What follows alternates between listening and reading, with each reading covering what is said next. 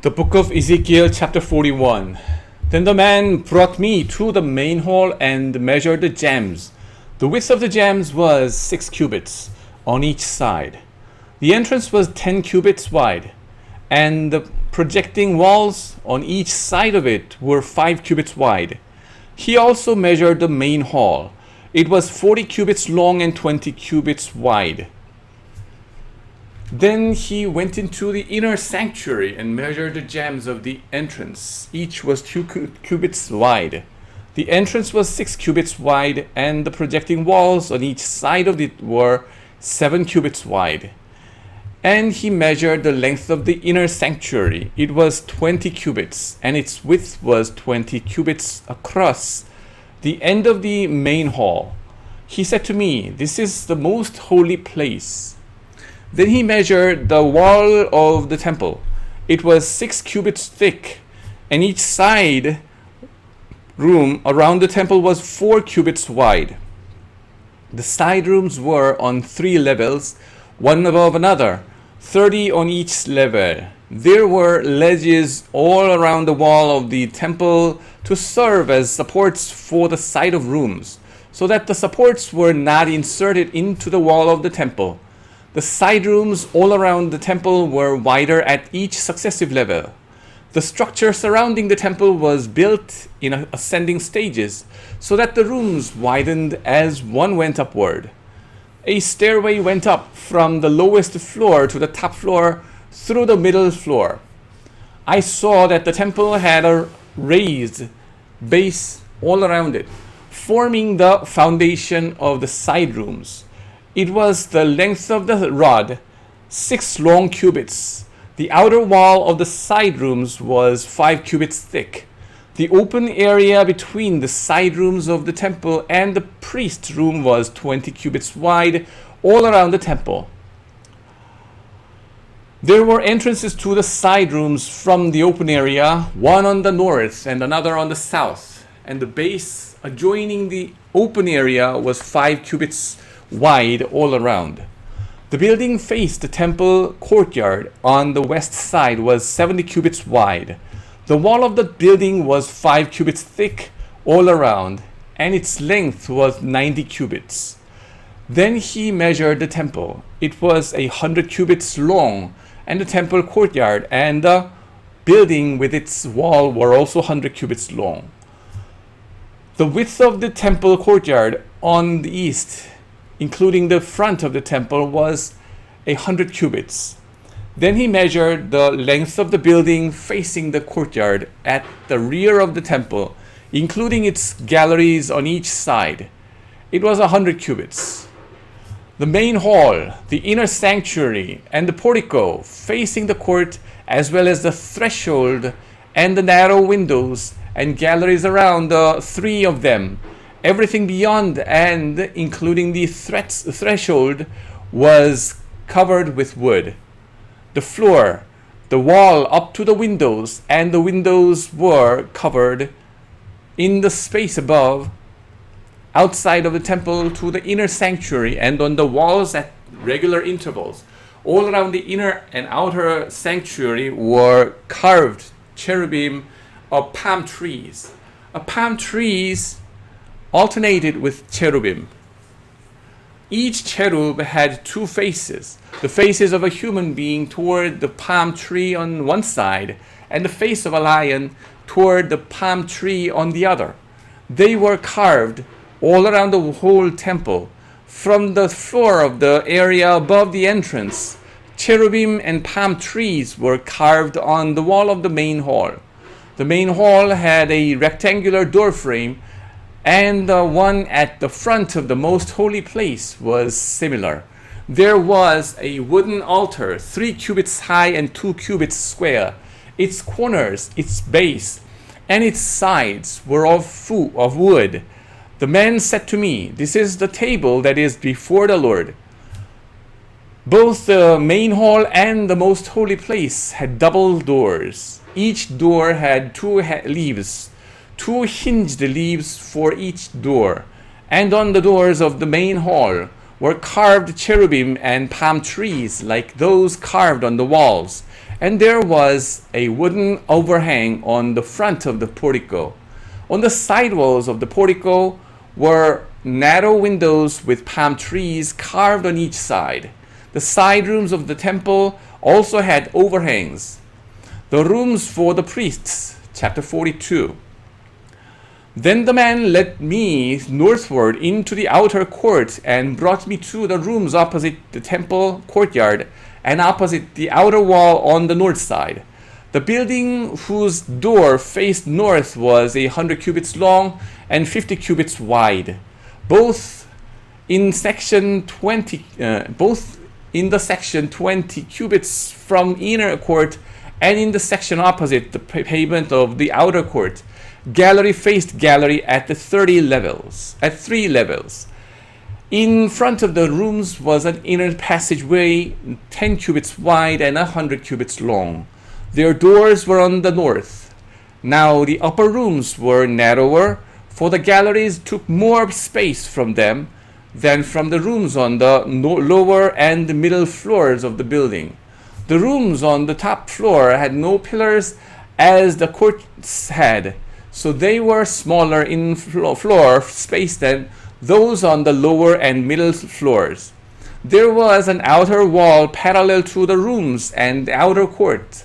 It extended in front of the rooms for 40 cubits, while the row of rooms on the side next to the outer court was 50 cubits long. The row on the side nearest the sanctuary was 100 cubits long. The lower rooms had an entrance on the east side as one enters them from the outer court. The south side along the length of the wall of the outer court adjoining the temple courtyard and this opposite the outer wall were rooms with a passageway in front of them. These were like the rooms on the north. They had the same length and width, with similar exits and dimensions. Similar to the doorways on the north were the doorways of the rooms on the south. There was a doorway at the beginning of the passageway that was parallel to the corresponding wall extending eastward, by which one enters the room. Then he said to me, "The north and south rooms facing the temple courtyard are the priest's room, where the priests who approach the Lord will eat the most holy offerings. There they will put the most holy offerings, the grain offerings, the sin offerings, and the guilt offerings, for the place is holy. Once the priests enter the holy precincts, they are not to go into the outer court until they leave behind the garments in which they minister, for these are holy. They are to put on other clothes before they go near the places that are for the people." When he had finished measuring what was inside the temple area, he led me out by the east gate and measured the area all around. He measured the east side with the measuring rod. It was 500 cubits. He measured the north side. It was 500 cubits by the measuring rod. He measured the south side. It was 500 cubits by the measuring rod. Then he turned to the west side and measured. It was 500 cubits by the measuring rod. So he measured the area on all 4 sides. It had a wall around it, 500 cubits long and 500 cubits wide, to separate the holy from the common. Chapter 43. God's glory returns to the temple. Then the man brought me to the gate facing east, and I saw the glory of the Lord of Israel coming from the east. His voice was like the roar of rushing waters, and the land was radiant with his glory. The vision I saw was like the vision I had seen when he came to destroy the city, and like the vision I had seen by the Kiba River, and I fell face down. The glory of the Lord entered the temple through the gate facing east. Then the Spirit lifted me up and brought me into the inner court, and the glory of the Lord filled the temple. While the man was standing beside me, I heard someone speaking to me from inside the temple. He said, "Son of man, this is the place of my throne and the place for the soles of my feet. This is where I will live among the Israelites forever. The people of Israel will never again defile my holy name, neither they nor their kings, by their prostitution and the funeral offerings for their kings at their death.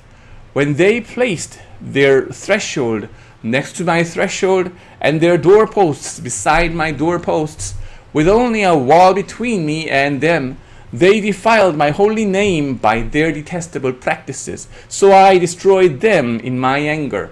Now let them put away from me their prostitution and the funeral offerings for their kings, and I will live among them forever.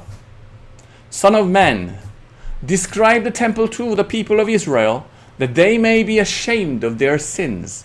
Let them consider its perfection, and if they are ashamed of all they have done, make known to them the design of the temple, its arrangement, its exits and entrances, its whole design and all its regulations and laws. Write these down before them, so that they may be faithful to its design and follow all its regulations. This is the law of the temple. All the surrounding area on top of the mountain will be most holy. Such is the law of the temple. The great altar restored. These are the measurements of the altar in long cubits, the cubit being a cubit and a hand breadth. Its gutter is a cubit deep and the cubit wide, with a rim of one span around the edge.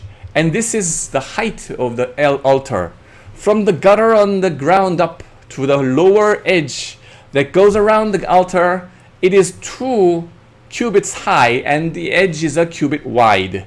From this lower edge to the upper edge that goes around the altar, it is 4 cubits high, and that ledges along also a cubit wide. Also above that, the altar heart is 4 cubits high, and 4 horns project upward from the heart. The altar heart is square, 12 cubits long and 12 cubits wide. The upper ledge also is square, 14 cubits long and 14 cubits wide. All around the altar is a gutter of 1 cubit with a rim of a half a cubit. The steps of the altar face east. Then he said to me, "Son of man, this is what the sovereign Lord says. These will be the regulation for sacrificing burnt offerings and splashing blood against the altar when it is built. You are to give a young bull as a sin offering to the Levitical priests of the family of Zadok, who come near to minister before me, declares the sovereign Lord. You are to take some of its blood and put it on the 4 horns of the altar and on the 4 corners of the upper ledge and all around the rim, and so purify the altar and make atonement for it. You are to take the bull for the sin offering and burn it in the designated part of the temple area outside the sanctuary. On the 2nd day, you are to offer a male goat without defect for a sin offering, and the altar is to be purified as it was purified with the bull. When you have finished purifying it, you are to offer a young bull and a ram from the flock, both without defect. You are to offer them before the Lord, and the priests are to sprinkle salt on them and sacrifice them as a burnt offering to the Lord. For 7 days you are to provide a male goat daily for a sin offering. You are also to provide a young bull and a ram from the flock, both without defect. For 7 days they are to make atonement for the altar and cleanse it. Thus they will dedicate it. At the end of these days, from the 8th day on, the priests are to present your burnt offerings and fellowship offerings on the altar, then I will accept you, declares the sovereign Lord. Amen.